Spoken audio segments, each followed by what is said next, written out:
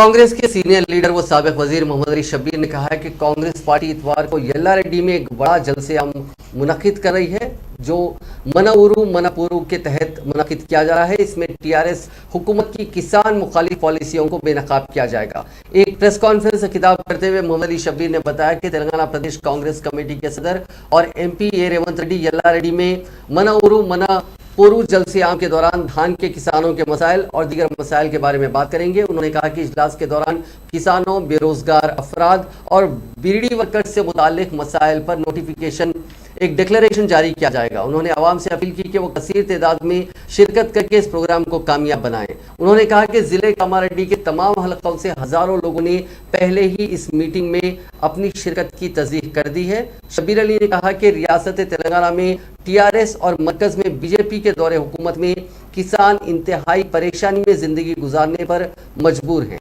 उन्होंने कहा कि ना तो चीफ मिनिस्टर चंद्रशेखर राव और ना ही वजीर आजम नरेंद्र मोदी धान की खरीदारी पर कोई ठोस यकीन दहानी करवा रहे हैं।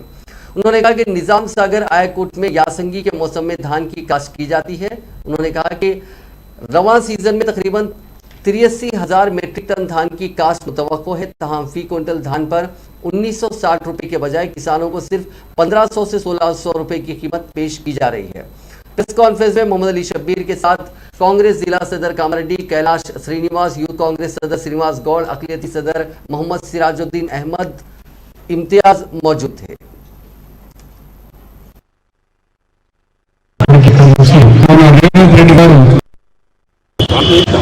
यल्लारेड्डी నిజాం సాగర్